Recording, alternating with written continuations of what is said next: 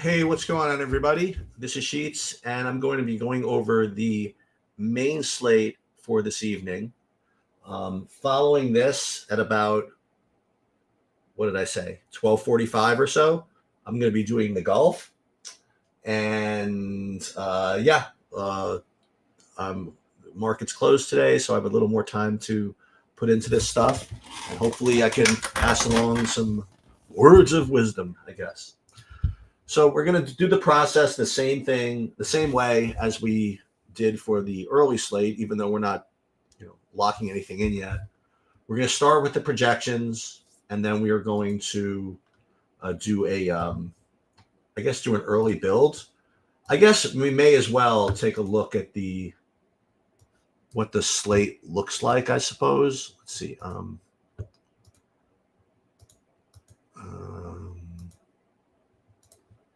Let's go all the way down to the end here. Oh, it's a Joe Ryan slate.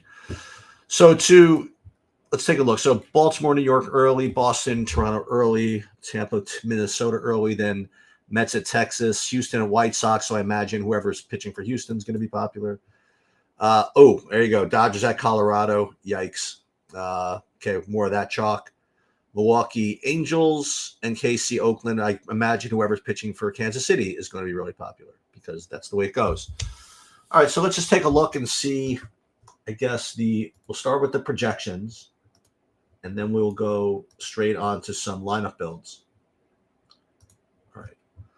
So as I mentioned, this is interesting. So at the very top of the heap is actually Cole Reagan's. His value score at 45. That's very, very, very big.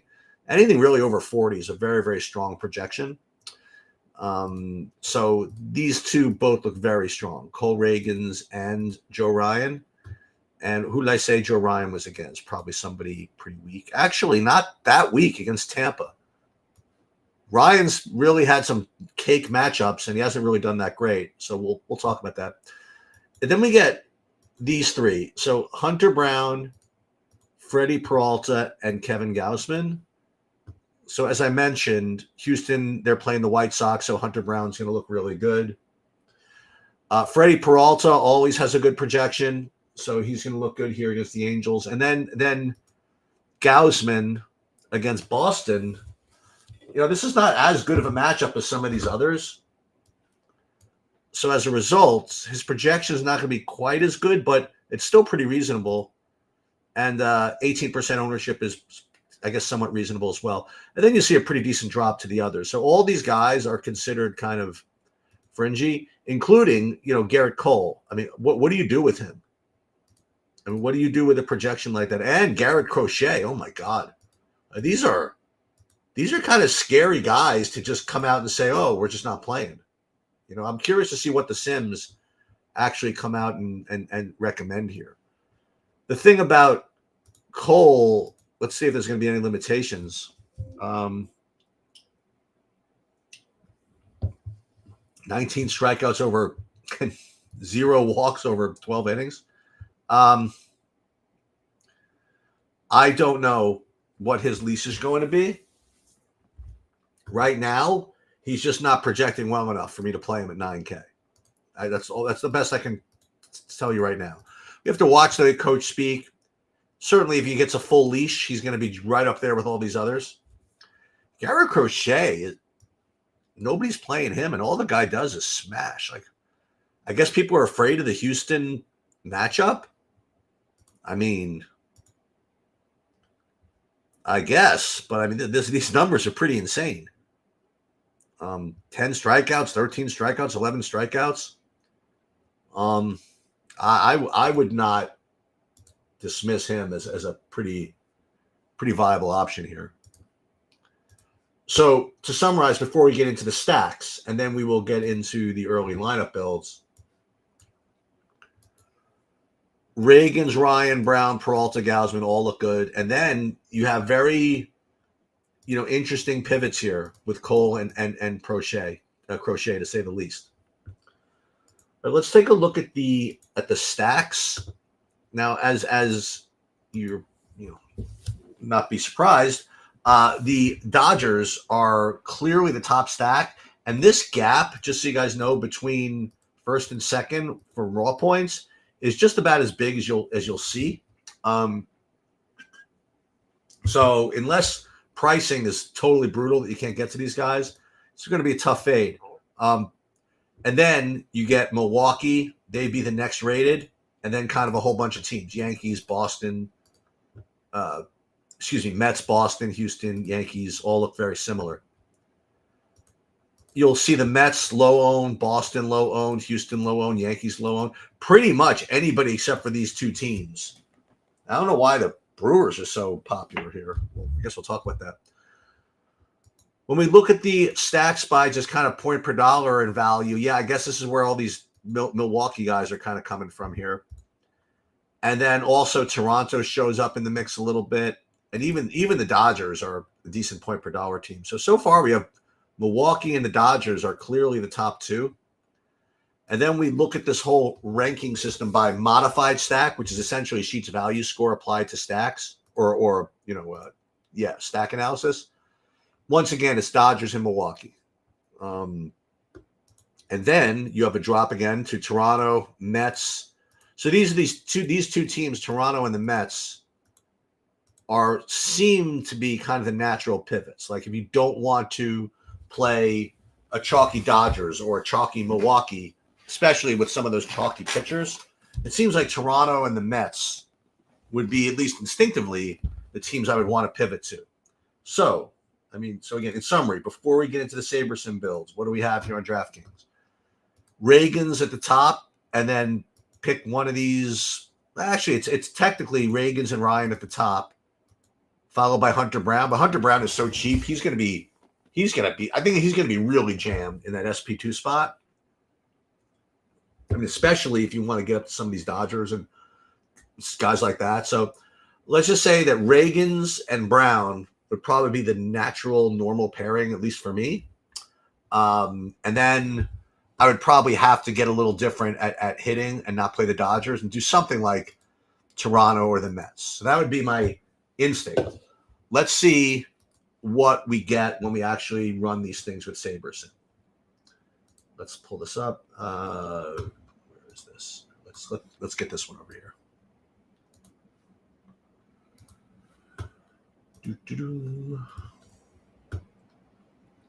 And then we'll do the same thing with FanDuel. And then I'm trying my best to turn this into a combination of process and recommendations. So let's just upload the sheets as we have them now with projections right up here into SaberSim. Exclude unlisted players, hit save. And let's just build another, we'll build 5,000 lineups using, usual defaults. And then what we're trying to do is we're going to try to find what types of builds, and this is going to be the theme for today, is whether we're supposed to use SaberSim to confirm the types of lineup builds we already want to play, or do we use SaberSim and just kind of let it run and do its thing? And the reason for that is there's so many ways to use SaberSim, and there's so many things you could tell it to do that if you start by, knowing what you want, then all you have to do is continue to, reorganize the SaberSim settings until you get something that resembles that. But that really runs the risk of being, quite biased, in what you believe are supposed to happen. So we're going to look at a couple of different ways to approach this. First is let's look at the lineups making no changes. Okay, we ran the SaberSim build. We're getting this large slate, ranking where, to see what that is, by the way, you go in here. You go into this eyeball, large slate, and this is the projection that describes how it's ranking these things. And you see it does have a 99th percentile input in here, and they're dinging it for ownership. So this is all pretty good. But let's just take a look and see what this looks like. So under stack exposure, well, first of all, let's get rid of the 4-4, the 4-4s and the 4-2-2s. Let's even get rid of the 5 zeros just for this purpose. And under team stacks, we'd be getting 75% Mets. and then 34% Dodgers, 20% Houston. Okay, so you're at this point where you've run a whole bunch of lineups, and then you get this kind of distribution here, and you have to think: is this good enough for you? You know, like, would you put this 50 in? And if so, why? And if not, why not? Okay. Well, if you've never played DFS before, you know, you might just be well inclined to just put these in. And I might not even argue with you. I would encourage you to run a sim first against other sets of lineups to do a little better. But you might just go ahead and pile this in. But if you play DFS, you have this idea that, you know, if you're playing like 50 lineups, which is what I'm doing here, you don't want 75% of one team. Okay. Like if you look at the way that this 5,000 lineup pool spreads these out, it's a lot more, you know, according to what we thought, like 33% Dodgers, 33% Milwaukee, then Houston and the Mets. But when you just rate the top 50 by this, you know, pretty aggressive metric, you're getting 75%, 76% Mets. So you don't like the fact that you're getting 76% Mets. I know that. So what do you do about that? Well, what you could do is make little tweaks here to you know, make sure you don't get 76% Mets, and you get kind of a better distribution of stacks, or a more reasonable distribution of stacks, without having to just go, you know, manually reduce the amount of Mets, for example. So what you can do is, using this min uniques thing, just go min uniques 2, min uniques 3, and maybe max it out at maybe min uniques 4, and see if you can't get that Mets exposure down a little bit, and you just seem to not be able to. So now you're at this crossroads. You've done everything that you can using this setting before you run your contest sims to get a build that you would like, whatever that means.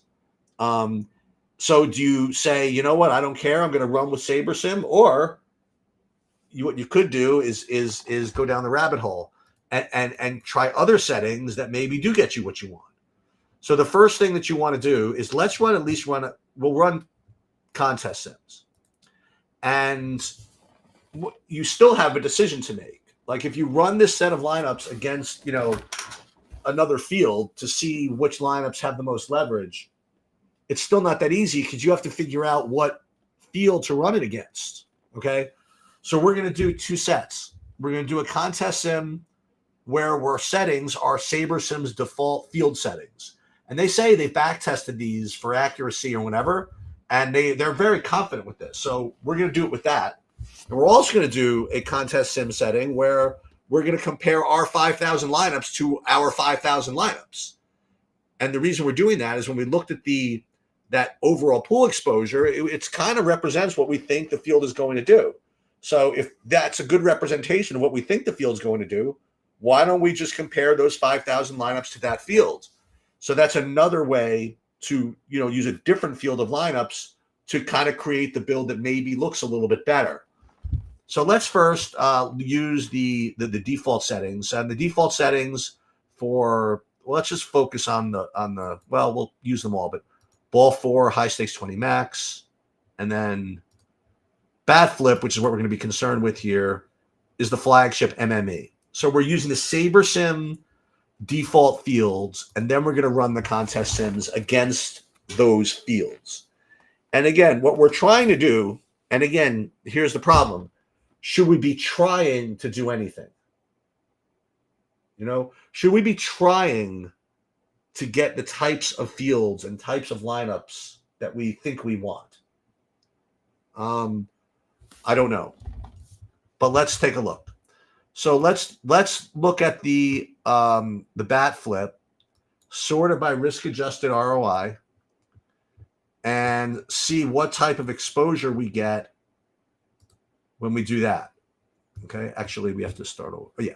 So when we run the contest sims against the default lineup builds, our slate builds, default fields, you get actually getting like 66% Houston, 24% Tampa, and then kind of a whatever distribution.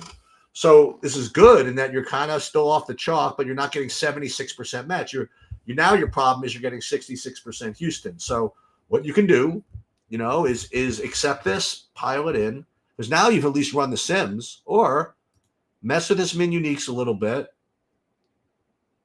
and see if we can't get this down to a more reasonable distribution for 50 lineups.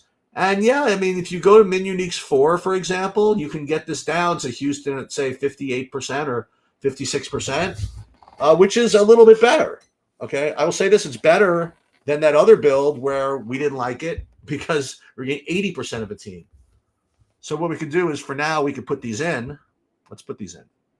Save as my contests. And again, I'm doing this to show you how to do this. We're not necessarily going to play these, and then we'll go back and we'll do, so I don't forget, we'll put in something for the home run using its settings. And then we'll do something for the ball 4. And we'll access these settings. Okay. And we'll put these in for now, and then we're always going to change them. But the next thing I want to do is I want to do another contest sim, as I mentioned, not using just the default settings, but using our own 5,000 lineup. So you go back here and you change the contest sim settings. Oh, sorry. That would have been helpful for someone to tell me earlier, but it's okay.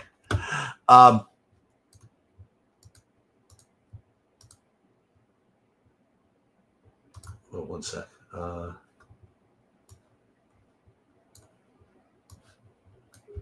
Wait.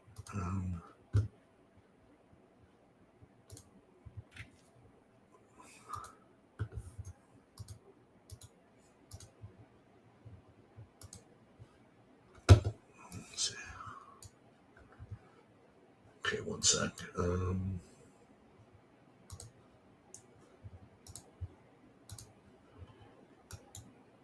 We have an issue here. Hold on a minute. Okay. Right. So you guys just hear me talk through this, I guess. Anyway, we're now going to change these settings to build 1, which represents our 50. That are 5,000 lineups.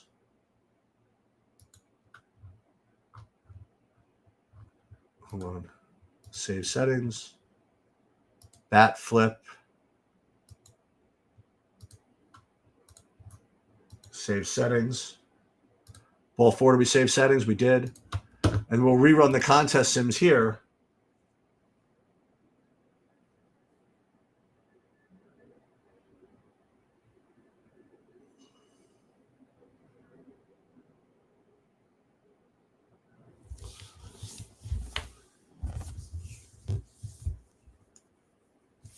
And we'll see how this is a little bit different. Let's go into the bat flip again. We'll go to risk adjusted ROI. And now you see we're getting something a lot different. We're getting 45% Chicago, 24% Kansas City, 24% Dodgers, 22% Dodgers. So the question is, again, does this type of build better represent what you were expecting? A smoother distribution of results. And this is just using the same tools, but applying a different field of lineups. And as far as which field is better, it's just a lot of trial and error. You just don't know. You could rely on SaberSim and say that their fields are back tested where mine are not. Where your 5,000 lineup builds are not. But it's just kind of hard to know. So at this point, I mean, again, you have 46% White Sox. If you don't like that, you could go back to Min Uniques 2, for example, and get a little bit less. So you can replace your existing sims with these. Okay. And what I like about these is all this kind of avoids the chalk somewhat. Okay. Now the White Sox one's kind of funky because you're really getting a lot of leverage against Hunter Brown. Because Hunter Brown's projects is an extremely strong play, and he's going to be really, really popular. So this type of build is really going to get you off the board. So just again, so what does a single entry look like with Min Unique 2? Nothing. In other words, even though like you could set it for whatchamacallit, flagship single entry, it doesn't matter because even if you look at the top 50 entries,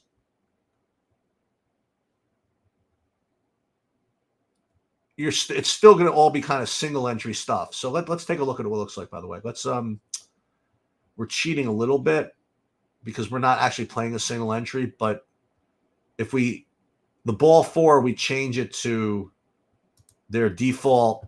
First of all, their flagship single entry. So again, we cheated. We're pretending the ball 4 is a single entry tournament, but just to see.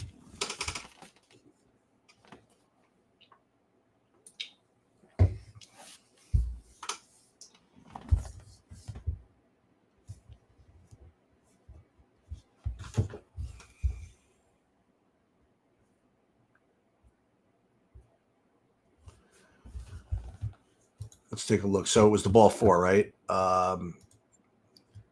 Yeah, so this is like what a single entry would look like. More Houston with Kansas City.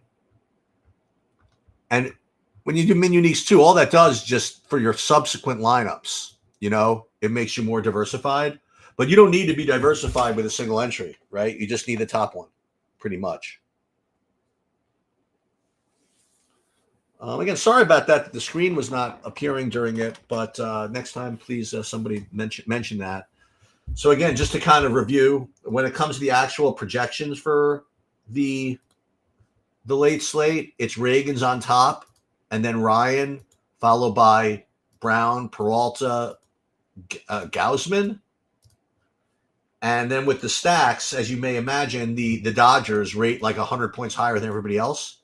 And Milwaukee is that next team that's going to be probably a little too popular. So if you could avoid both Dodgers and Milwaukee somehow, you're going to be in business.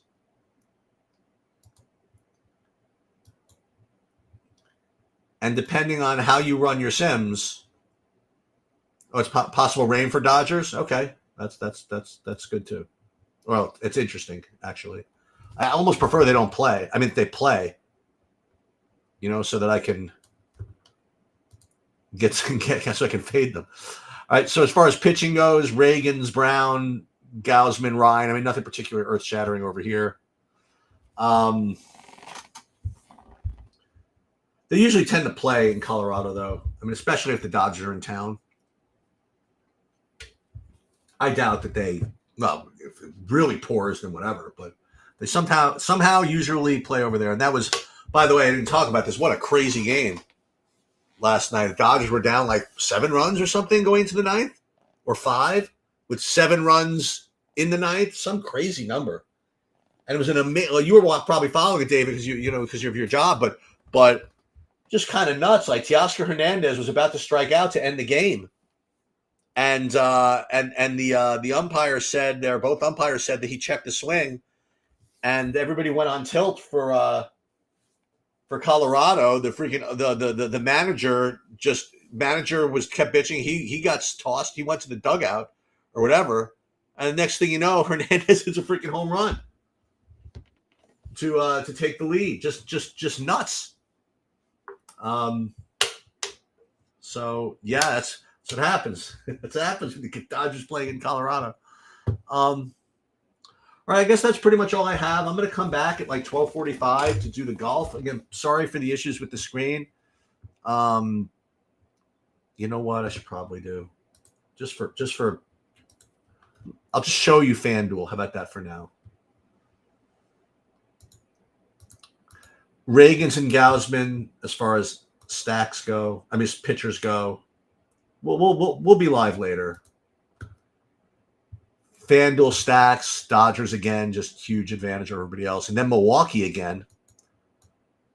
And then as far as other values, maybe Toronto, the Mets. But you saw when we were building our own stuff, we were getting all kinds of nonsense, like 70% Mets in one construct, whole bunch of Houston in another construct. So we'll have to see. What you said, Travis? Subject play Valdez pitching, put a 4K pitcher in that wasn't going to pitch. Stack Dodge in Houston. No, that's not. That is not the best. Yeah, you don't want to just take zeros.